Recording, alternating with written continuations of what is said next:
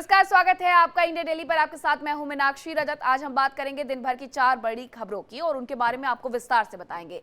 सबसे पहले आपको बताते हैं कि आखिरकार 4 बड़ी खबरों में पहली खबर क्या है। पहली खबर की अगर मैं बात करूं तो पहली खबर डीजीसीए के नए नियमों के बाद देश भर में एयरपोर्ट्स पर जो हाहाकार मचा हुआ है उससे जुड़ी हुई है। इंडिगो में क्रू मेंबर्स की कमी बताई जा रही है, जिसकी वजह से यात्रियों को मुश्किलों का सामना करना पड़ रहा है। हालांकि डीजीसीए ने अपने इस आदेश को वापस ले लिया है। इंडिगो ने माफी भी मांग ली है अपने यात्रियों से। दूसरी खबर क्या है वो भी जानिए। गुजरात में एसआईआर से चौंकाने वाला खुलासा हुआ है। राज्य की जो मौजूदा वोटर लिस्ट है उसमें 17 लाख से ज्यादा ऐसे वोटर शामिल है जिनकी मौत हो चुकी है। यह जानकारी चीफ इलेक्टोरल ऑफिसर ने दी है। तीसरी खबर संसद के शीतकालीन सत्र से जुड़ी हुई है, जहां पर हिंदी भाषा को लेकर के विवाद खड़ा हो गया है। लोकसभा में वित्त मंत्री निर्मला सीतारमण के हिंदी बोलने पर विवाद हुआ। टीएमसी सांसद ने वित्त मंत्री से हिंदी को लेकर के सवाल किया है।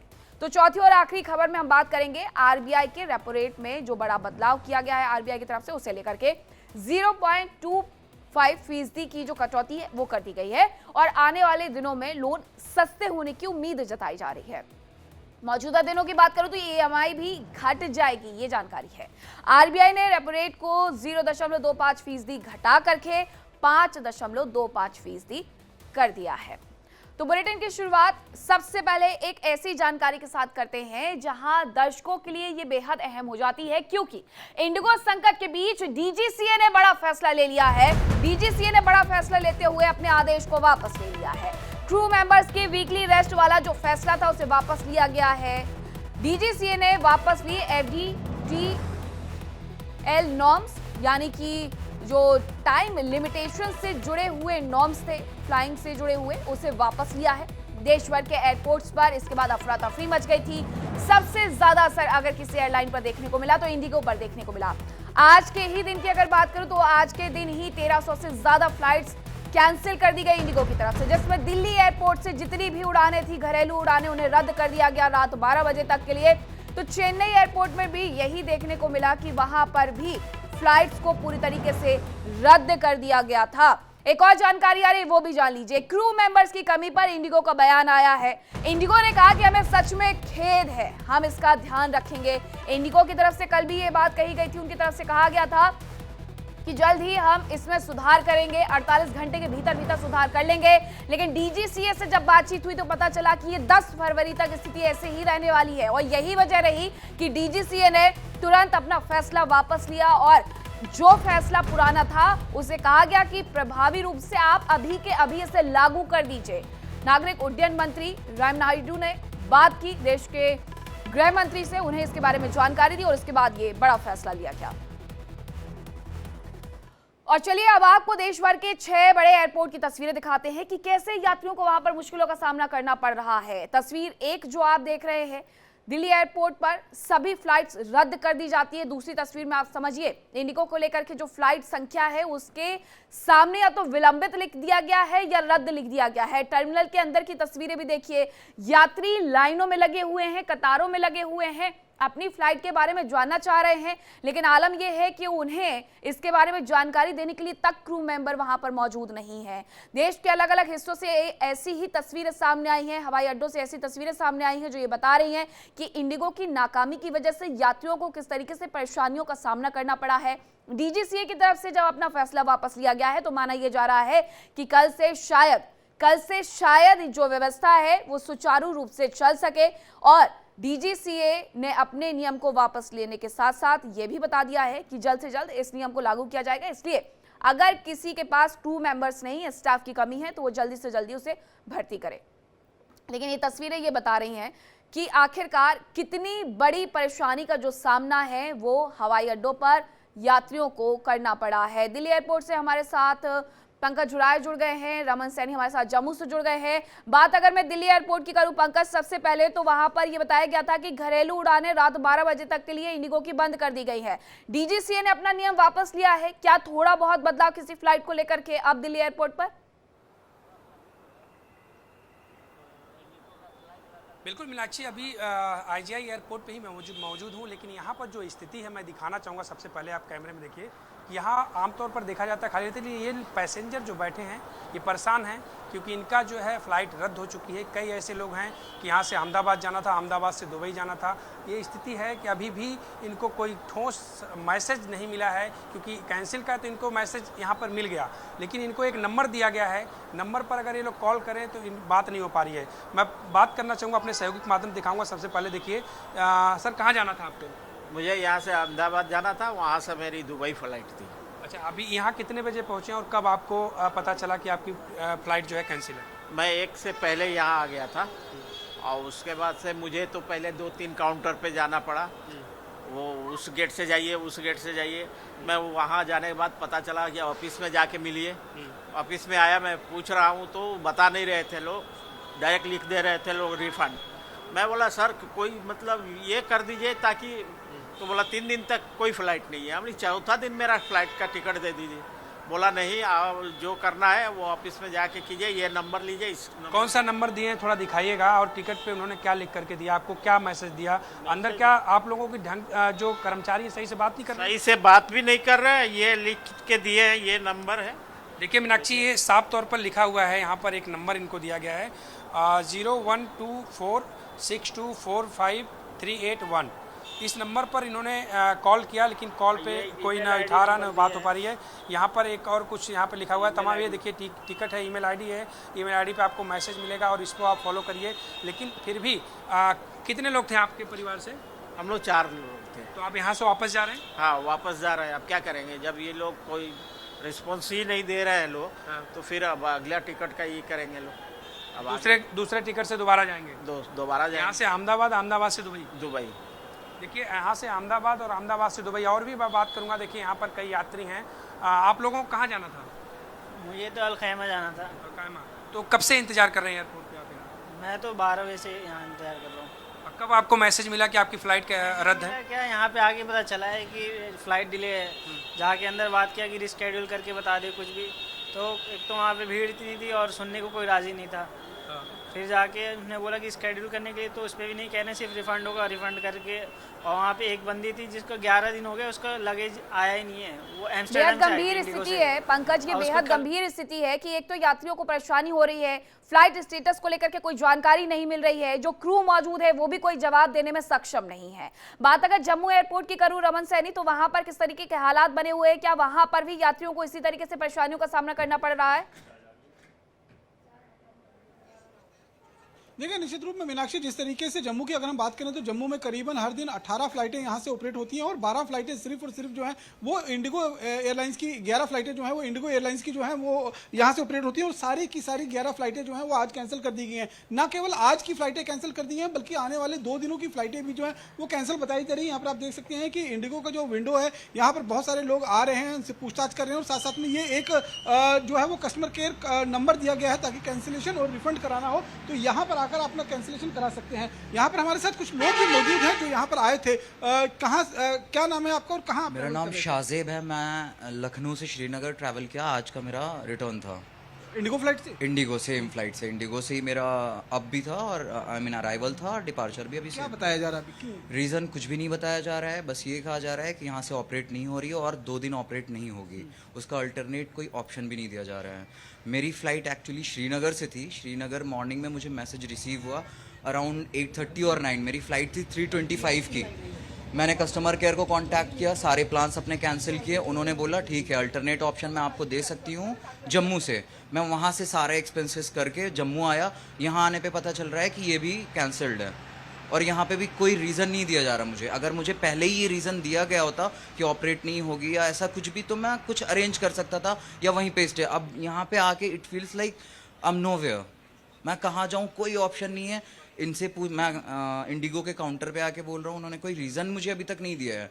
बस अल्टरनेट आपके लिए व्यवस्था की है? कोई व्यवस्था नहीं। वही तो मैं कह रहा हूँ, मेरा मंडे को ऑफिस है, मुझे हैदराबाद भी पहुँचना है लखनऊ जाने के बाद, पर इनका कहना है मेरे पास कोई ऑप्शन नहीं, मैं सिर्फ फुल रिफंड करा सकता हूँ। आप अकेले ट्रैवल करते थे? नहीं, मैं अपनी वाइफ के साथ आया हूँ। न्यूली मैरिड हूँ, वाइफ के साथ आया था ट्रिप पे। अब वापस जा रहा हूँ, अभी कोई ऑप्शन नहीं है। यहाँ पर कुछ और लोग भी हमारे साथ मौजूद हैं। सर ये बताइए, आप भी इंडिगो से फ्लाइट से जो ट्रैवल कर रहे थे, क्या कुछ बताया जा रहा है? क्यों नहीं बता रहे, कह रहे जी फ्लाइट कैंसिल कर दिया जी हमने, कुछ ऑप्शन नहीं है। और कोई ऑप्शन मिल ही नहीं रही। हम 2 घंटे से बैठे हुए हैं, ना कोई फ़्लाइट मिल रही है। स्पाइस वाले हैं वो 6 गुना पैसे ले रहे हैं, और ना कोई ट्रेन की टिकट मिल रही है। सब है, आप क्या समझ ही नहीं आ रहा। 2 घंटे से यही सोच रहे हैं, 10 जगह पे फ़ोन कांटेक्ट कर रहे हैं। कहाँ जाना है आपको? दिल्ली। दिल्ली के लिए जाना है। हाँ। तो कोई अल्टरनेट वे ऑफ नहीं मिल पा रहा है? ट्रेन ही कोई नहीं मिल रही, सब बुकिंग है। कल तक की भी नहीं, सुबह मिल रही, कल की भी नहीं मिल रही। क्या करेंगे? अब क्या ऑप्शन? रमन, आपकी कोई बातचीत हुई है एयरपोर्ट अथॉरिटी से, एयरपोर्ट के मैनेजर से? उनकी तरफ से क्या कहा गया है? ये तो बेहद गंभीर बात है, जबकि डीजीसीए के नियम बहुत साफ है कि अगर आप फ्लाइट कैंसिल करते हैं या फिर आप इस तरीके से बिना बताए फ्लाइट कैंसिल करते हैं तो आपको होटल देना पड़ेगा, जरूरी सुविधाएं देनी पड़ेगी यात्रियों को। जी हाँ, बिल्कुल। देखिए, दावे बहुत सारे किए जा रहे हैं, चाहे एयरपोर्ट अथॉरिटी की बात करें या फिर जो एयरलाइंस सर्विसेज हैं वो दावे बहुत कर रही हैं, लेकिन दावे जो है वो ज़मीनी सतह पर नज़र कहीं नहीं नज़र आ रहे हैं, क्योंकि जितने भी टूरिस्ट, जितने भी पैसेंजर यहाँ पर पहुँच रहे हैं वो कहीं ना कहीं सिर्फ और सिर्फ परेशान होते हुए नज़र आ रहे हैं। हालांकि अभी डीजीसीए ने अपने आदेश जो है वो वापस तो ले लिया है, लेकिन अभी भी इंडिगो की तरफ से कहा गया है कि की तरफ से जो नियम बनाए गए थे उसके बाद इंडिगो को मुश्किलों का सामना करना पड़ा, ठीक है, लेकिन जो यात्री हैं उन्हें न केवल मुश्किलों का सामना करना पड़ा है बल्कि उनका भरोसा भी टूटा है। बहुत धन्यवाद आप दोनों का तमाम जानकारी के लिए। खबरों में आगे बढ़ते हुए बात कर लेते हैं गुजरात की, क्योंकि गुजरात में एसआईआर अभियान जारी है और अभियान के दौरान चौंकाने वाला खुलासा हुआ है कि 17 लाख से ज्यादा मृत वोटर मिले हैं। चीफ इलेक्टोरल ऑफिसर ने इसके बारे में जानकारी दी है। ये अपने आप में बेहद बड़ी जानकारी हो जाती है कि देखिए, एसआईआर की प्रक्रिया जब तमाम राज्यों में चल रही है उसे लेकर के बार बार ये कहा जा रहा है कि एसआईआर नहीं होना चाहिए, या फिर वक्त कम है या फिर वक्त ज्यादा है। उसके बीच में अगर ये बड़ा खुलासा होता है कि 17 लाख से ज्यादा मृत वोटर है तो एक कहीं ना कहीं उम्मीद भी जगती है कि एसआईआर के बाद एक जब फ्रेश वोटर लिस्ट बनेगी तो उन लोगों के नाम ही शामिल किए जाएंगे जो वोट देने के लिए अभी भी आते हैं, जो अभी भी वोट देने में सक्षम हैं। मृत वोटर लिस्ट 17 लाख से ज्यादा लोगों का उस वोटर लिस्ट में मिलना अपने आप में एक खामी भी बताता है। और क्या किसी की तरफ से इसे लेकर के कोई पहल की गई, जिन वोटर्स के नाम शामिल है, क्या उनकी तरफ से कोई वोट डालने गया? ये भी एक बड़ा मुद्दा हो जाता है, जांच का विषय भी हो जाता है। लेकिन एसआईआर के दौरान इस तरीके से कई खुलासे हो रहे हैं, तो वो पश्चिम बंगाल से लेकर के छत्तीसगढ़ तक हो, यूपी तक हो, या फिर उसके बाद अब गुजरात से हो। गुजरात से ये बड़ी जानकारी आ रही कि 17 लाख से ज्यादा मृत वोटर मिले हैं। इसके पहले पश्चिम बंगाल में एक जानकारी मिली थी कि 28 साल बाद एक व्यक्ति घर लौट आता है, छत्तीसगढ़ में वो रहता है, परिवार उसे मृत मान चुका होता है, लेकिन वो अचानक से घर आ जाता है क्योंकि एसआईआर की प्रक्रिया हो रही थी। उसे अपने मदर और फादर का एपिक नंबर चाहिए था। लेकिन अब ये और बड़ी जानकारी है कि 17 लाख से ज्यादा मृत वोटर मिले हैं, जिसके बारे में जानकारी खुद चीफ इलेक्टोरल ऑफिसर ने दी है। इसे लेकर के एसआईआर को लेकर के सुप्रीम कोर्ट तक कई पार्टियां पहुंच चुकी है। सुप्रीम कोर्ट की तरफ से भी कड़ी फटकार लगाई जा रही है कि आखिरकार एसआईआर होता है तो दिक्कत क्यों है। पार्टियों की तरफ से अलग सवाल उठाए जा रहे हैं। उनका कहना है कि हमारा वोट बैंक काटा जा रहा है, उसे निशाना बनाया जा रहा है। लेकिन ये बेहद बड़ा खुलासा है कि 17 लाख से ज्यादा मृत वोटर मिले थे। अब क्या इनकी जगह कोई और वोट कर रहा था, इसकी वजह से किसी पार्टी को फायदा पहुंच रहा था, ये भी अपने आप में जांच का विषय हो जाता है। तो गुजरात से ये बड़ी जानकारी हम आपको बता रहे हैं कि किस तरीके से जब यहाँ पर एसआईआर की प्रक्रिया हो रही है तो 17 लाख लोग वो मिलते हैं जो कि इस दुनिया में है ही नहीं, लेकिन वोटर लिस्ट में अभी भी उनका नाम शामिल है। ये बदलाव होते हैं, वोटर लिस्ट में से कई बार नाम नहीं कटते हैं। कई बार ऐसा भी होता है कि शादी करके एक जगह से दूसरी जगह बहुत सारे लोग शिफ्ट हो जाते हैं, उनके नाम लेकिन पुरानी वोटर लिस्ट में ही रह जाते हैं, नई वोटर लिस्ट में भी वो शामिल हो जाते हैं। तो ये खामी को कम करने के लिए, खामी को दूर करने के लिए एक ऐसी प्रक्रिया है जिसके तहत एक बार फिर से एसआईआर के तहत एक फ्रेश वोटर लिस्ट तैयार की जा रही है। ये तस्वीर उस वक्त की है जब बीएलओ घर घर जाकर के लोगों का डेटा जुटा रहे हैं, उनसे बातचीत कर रहे हैं, उनके बारे में जान रहे हैं। जिनका एपिक नंबर नहीं है उनके मदर फादर का एपिक नंबर लिया जा रहा है 2002-2003 की वोटर लिस्ट से। लेकिन इसके पहले ये गुजरात में एक बड़ी जानकारी। और अब आपको एसआईआर और उसके मकसद के बारे में बताते हैं कि आखिरकार इसका मकसद क्या है। तो चलिए सबसे पहले आपको समझा देते हैं कि इस पूरी प्रक्रिया के होने से क्या फायदा है, क्या नुकसान है। एसआईआर क्या है? एसआईआर चुनाव आयोग की एक प्रक्रिया है। ये कोई पहली बार नहीं हुई, इसके पहले भी ये प्रक्रिया होती रही है। इसमें वोटर लिस्ट अपडेट की जाती है, जैसे कि मैंने जानकारी दी। बहुत सिंपल सी जानकारी होती है, नाम, मदर फादर का नाम होता है, स्थान का नाम होता है, आपकी बायोडेटा होता है। 18 साल से ज्यादा के नए वोटर्स को इसमें जोड़ा जाता है। इसके अलावा भी इस वोटिंग लिस्ट का जब इस्तेमाल होता है तब इस बात का खास ख्याल रखा जाता है कि इसमें जो वोटर्स शामिल किए गए हैं वो फ्रेश या नए वोटर्स हैं या नहीं है। नाम समेत गलतियों को इसमें ठीक भी किया जाता है। बहुत सारे परिवारों में कुछ नए लोग भी जुड़ते हैं तो उनके नाम भी जोड़े जाएंगे वोटर लिस्ट में। बीएलओ घर घर जाते हैं, खुद फॉर्म भी भरवाते हैं, लोग भी आगे आते हैं, मदद करते हैं फॉर्म को भरने के लिए। लेकिन ये प्रक्रिया अपने आप में ऐसी है जो आपको एक पहचान देती है मतदाता सूची में आपका नाम शामिल करने के लिए। 1951 से लेकर के 2004 तक का एसआईआर हो चुका है, लेकिन उसके बाद प्रक्रिया नहीं हुई है। उसके एक लंबे अंतराल के बाद ये प्रक्रिया हो रही है। अब पिछले 21 साल से ये बाकी था एसआईआर, जैसा कि मैंने जिक्र किया। अब उसके बाद ये प्रक्रिया जब हो रही है तो मतदाता सूची में कई परिवर्तन भी आवश्यक है। 2004 से लेकर के 2025 तक कई सारे परिवर्तन वैसे भी हो चुके हैं, तो परिवर्तन अभी भी जरूरी है। विदेशी नागरिकों का नाम सूची में अगर आ जाता है तो उसे हटाया जाता है, इस बात का भी खास ख्याल रखा जाता है। और इसकी पश्चिम बंगाल में बानगी देखने को मिलती है, जहां लोग अपना सामान बांध करके जा रहे हैं। कोई भी योग्य वोटर लिस्ट में ना छूटे, इस बात का खास ख्याल रखा जाता है, क्योंकि बीएलओ घर घर जाकर के फॉर्म भरवा रहे हैं। कोई भी अयोग्य मतदाता सूची में शामिल ना हो, इस बात का भी खास ख्याल रखा जाता है। कोई रिश्तेदार अगर घर पर आकर के रुका हुआ है तो उसका नाम नहीं देना है। वो व्यक्ति जहां से आया उसका नाम वहीं की वोटर लिस्ट में जाएगा। यही एसआईआर की पूरी प्रक्रिया है और यही एसआईआर का पूरा मकसद है। तो अब एसआईआर का मकसद आप समझ गए, एसआईआर क्यों जरूरी है आप ये समझ गए। अब ऐसे में एसआईआर के लिए अगर बीएलओ आपके घर भी आ रहे हैं तो आपको भी कदम आगे बढ़ा करके उनकी सहायता करना है, ना कि उनकी मुश्किलें बढ़ाना है। कई जगह से इस तरीके की बातें निकल करके सामने आई थी, खासकर उत्तर प्रदेश से, जहां पर यह कहा जा रहा था कि जब बीएलओ घर जाते हैं तो लोग उनसे ये कहते हैं कि आप अपना फॉर्म खुद भरिए, क्योंकि आप हमारे घर में आए हैं, लेकिन बीएलओ की थोड़ी मदद कीजिए, उनके काम को थोड़ा आसान बनाइए। हमारे साथ हमारी सहयोगी दृष्टि जुड़ गई है। दृष्टि, इस पूरे मामले में अगर बात गुजरात की जाए तो गुजरात से तो ये बहुत बड़ा खुलासा हो जाता है कि 17 लाख लोग ऐसे हैं जो कि मृत हैं और वोटर लिस्ट में अभी भी उनके नाम है।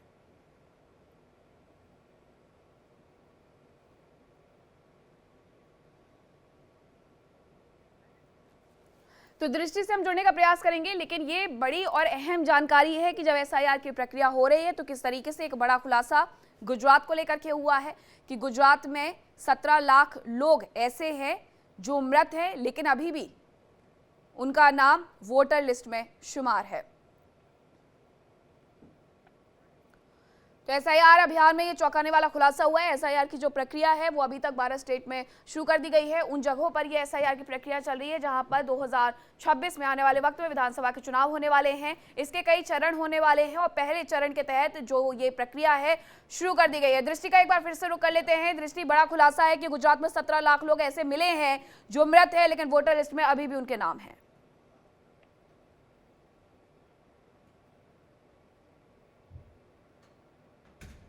में गए एसआईआर के लिए तो 17 लाख कोई कम संख्या नहीं होती है, 17 लाख बहुत बड़ी संख्या होती है। ऐसे में मृत मतदाता अगर पाए जाएं तो फिर क्या बात है। इसको देखते हुए अब ये हो गया है कि लगातार देखिए इतने सालों से जो एसआईआर नहीं किया जा तो इस आ रही है पाए गए। बिल्कुल दृष्टि, और ऐसे में 21 साल बाद जब एसआईआर की प्रक्रिया हो रही है तो किसी भी पार्टी को इस पर सवाल उठाने से अच्छा है कि सहयोग में आगे बढ़ना चाहिए। हम अपने दर्शकों से भी यही कह रहे हैं, बीएलओ अगर आपके पास आते हैं तो आप उन्हें सहयोग दें, उनकी परेशानियों को कम करें और साथ ही जो एसआईआर की ये जो पूरी प्रक्रिया हो रही है उसमें मदद करने के लिए भी आगे आए। दृष्टि, जैसा कि आप जानकारी भी दे रही थी कि 17 लाख लोगों का एक अगर आंकड़ा निकल करके सामने आता है तो ये सिर्फ हो सकता है गुजरात में ना हो, अभी और भी स्टेट में एसआईआर की प्रक्रिया चल रही है, वहां पर भी इस तरीके से ये आंकड़ा सामने आ सकता है। देखिए बिल्कुल, क्योंकि लगातार 9 राज्यों और 3 केंद्र शासित प्रदेशों में लगातार एसआईआर चल रही है। 4 नवंबर से चल रही है, 11 दिसंबर तक चलेगी। इसी दौरान कई राज्यों में इस तरीके खुलासे हो सकते हैं, क्योंकि देखिए पश्चिम बंगाल में भी कई अन्य जितने भी बाहर के लोग थे वो सब देखे गए थे और ऐसे ही गुजरात में अब 17 लाख मृत मतदाता देखे गए। अब धीरे धीरे स्पेशल इंटेंसिव रिवीजन के तहत अब लिस्ट साफ हो रही है। अब जितने मतदाता एक्चुअल हैं अब वही वोट दे पाएंगे, इसीलिए एसआईआर की बहुत जरूरत थी। और जिस तरीके से चुनाव आयोग ने इनकी पुष्टि की अपनी आधिकारिक वेबसाइट पर, बताया गया है कि एसआईआर की प्रक्रिया के तहत सही वोटर ही अब वोट दे पाएंगे। तो इसी प्रक्रिया में अब ये चीज भी खुलकर सामने आई है, आश्चर्यचकित करने वाली है। लेकिन अब आगे जो भी मतदाता होंगे वो सब जेन्युइन होंगे और सही मतदाता होंगे। कोई ऐसे मतदाता इसमें नहीं आएंगे जो विस्थापित हो चुके हो या फिर जो अब यहाँ नहीं रहते हो या वो देश छोड़ के जा चुके हो या फिर वो राज्य में ना हो और ना ही वो मृत हो। तो अब उस तरीके से स्पेशल इंटेंसिव डिवीजन के तहत अब लिस्ट को अपडेट किया जाता रहेगा। ये कई सालों से जो लिस्ट बिल्कुल एक ऐसी प्रक्रिया है जिसकी आवश्यकता समय समय पर होती है। 21 साल बाद जब ये प्रक्रिया हो रही है तो कई ऐसे खुलासे हो रहे हैं जो ये बताता है कि कहीं खामी थी, उसे सुधारा जा रहा है। दृष्टि, बहुत शुक्रिया आपका तमाम जानकारी के लिए। अब खबरों में आगे बढ़ते हुए तीसरी खबर का रुख करते हैं और आपको बताते हैं कि आखिरकार किस तरीके से संसद में हिंदी को लेकर के विवाद हुआ है। वित्त मंत्री के हिंदी बोलने पर यह विवाद हुआ है। टीएमसी सांसद स्वागत रॉय ने अपनी आपत्ति दर्ज करवाई है। बिल पर हिंदी में जानकारी वित्त मंत्री निर्मला सीतारमण की तरफ से दी जा रही थी, लेकिन स्वागत रॉय को ये पसंद नहीं आती है। उनकी तरफ से इस पर सवाल पूछे जाते हैं, सवाल उठाए जाते हैं। अब ऐसे में वित्त मंत्री का हिंदी में बोलना आखिरकार टीएमसी को क्यों इतना भारी पड़ रहा है, ये समझ से परे है। क्योंकि ऐसा नहीं है कि जितने भी संवाद होते हैं लोकसभा में, जितनी भी बातें रखी जाती है वो सिर्फ एक ही भाषा में रखी जाती है। Spoke about it, I could not follow all that you said. So Nirmala ji also spoke in Hindi, so I could not follow all that she said because we are Bengalis, we don't follow so much of Hindi. So problem remains. It is already on Parliament app. You can go through. Sir, क्या हुआ? You can go through line by line. It is already on Parliament website. Parliament page. हम तो sir Bengali है, बंगाली रहेंगे। नहीं, आप बंगाली हैं, लेकिन आप हिंदी को ऐसा नहीं कह सकते। A South Indian lady speak in Hindi. I have seen you. I have seen you. कि now you can. वित्त मंत्री जी, माननीय वित्त मंत्री जी। Speak in Hindi, I may speak in Tamil, I may speak in Telugu, I may speak in English. How does it matter to the honorable MP? Because of the way in which the speaker has made arrangement, he can get a translation in any language that he desires. And what is this saying? That she spoke in Hindi, therefore I can't understand. Available facility, technology is being used. He can understand it in any language he wants. Because he has not read the bill thoroughly and because he wants to divert from the topic, he is bringing all these things and I take objection and it should be in the records. तो TMC सांसद स्वागत राय अपनी ये बात हिंदी में ही रख रहे थे कि उन्हें हिंदी समझ में नहीं आ रही है, वो बंगाली है, लेकिन वहां पर ट्रांसलेशन उपकरण मौजूद होते हैं। किसी भी भाषा में अगर संवाद को रखा जाता है, आपने कई बार सुना होगा, तमिल में, तेलुगु में भी संवाद किए जाते हैं। तो अब ऐसे में उस भाषा को समझने के लिए वहां पर ऑलरेडी स्पीकर की नुमा कुछ उपकरण, डिवाइसेस मौजूद रहते हैं जिस पर आप ट्रांसलेशन सुन सकते हैं। स्वागत राय ने कहा कि वित्त मंत्री ने हिंदी में बात की, वो एक बिल पर बात कर रही थी, इस पर उन्होंने कहा, स्वागत राय ने, मैं उनकी बात नहीं समझ पाया। थोड़ी देर पहले वो इंग्लिश में कहते हुए नजर आते हैं, I am a Bengali, I don't understand Hindi. उसके बाद कहते हैं कि मुझे हिंदी नहीं आती, हम हिंदी को ज्यादा नहीं समझते हैं, ये उनकी तरफ से कहा गया। सदन की कार्यवाही की कई भाषाओं में उपलब्ध है। ये जो सदन में लोकसभा की स्पीकर की कुर्सी पर बैठे हुए, तो उनकी तरफ से भी अध्यक्ष महोदय की तरफ से कहा गया कि ये सब कुछ रिकॉर्ड में है, आप अगर पढ़ना चाहें तो आप डिटेल में जा सकते हैं। ये पहले से ही पार्लियामेंट ऐप पर है, आप इसे देख सकते हैं। ये सदन की कुर्सी पर बैठे हुए माननीय की तरफ से कहा गया, अध्यक्ष महोदय की तरफ से कहा गया, हम बंगाली हैं और हम बंगाली ही रहेंगे। ये स्वागत राय ने उसमें कुछ एक्स्ट्रा लाइंस जोड़ दी, हम बंगाली है, बंगाली ही रहेंगे, हमें हिंदी समझ में नहीं आती। ये तमाम बातों का जिक्र उनकी तरफ से कहा गया और हमने आपको सुनवाया भी कि उन्होंने आखिरकार इस पूरे मुद्दे पर किस तरीके से अपनी बात को हिंदी में ही रखा, जिसमें वो कहते हैं कि हमें हिंदी समझ में नहीं आती, हम बंगाली हैं। तो ये पूरा ये मुद्दा था जो कि आज संसद में उठा। शीतकालीन सत्र चल रहा है, लेकिन शीतकालीन सत्र के दौरान एक ये नया विवाद शुरू हो जाता है भाषा हिंदी को लेकर के। मैं हिंदी में बोल सकती हूँ, मैं तमिल में बोल सकती हूँ। निर्मला सीतारमण की तरफ से इस बात को लेकर के ये कहा गया, उन्होंने कहा मैं किसी भी भाषा में बोलूँ ये मैटर नहीं करता है, क्योंकि यहाँ पर जो डिवाइसेस उपलब्ध है आप उसमें ट्रांसलेशन जा करके सुन सकते हैं।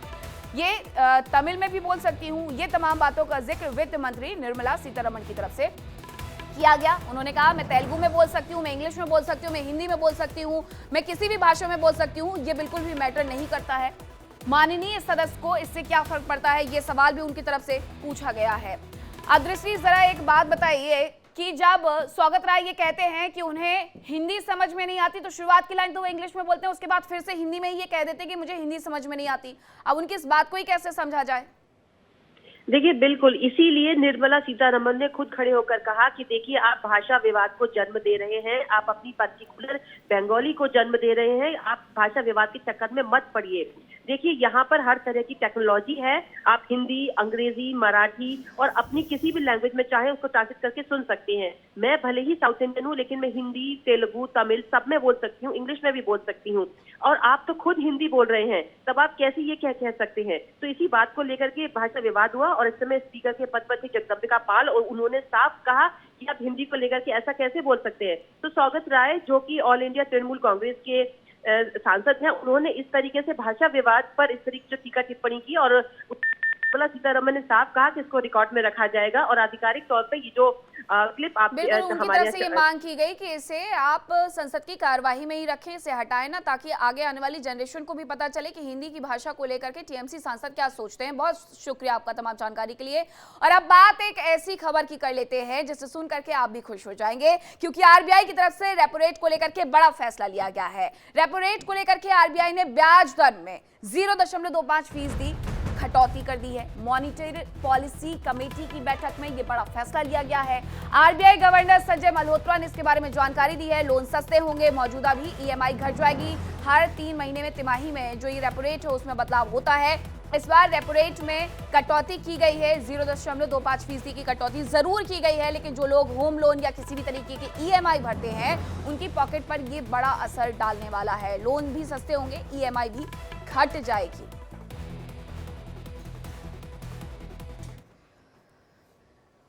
और फिलहाल वक्त एक छोटे से ब्रेक, आप कहीं मत जाएगा क्योंकि इंडिया डेली अब आपके स्मार्ट टीवी पर भी मौजूद है। इंडिया डेली 24/7 अब इन सभी प्लेटफॉर्म पर लाइव देखें।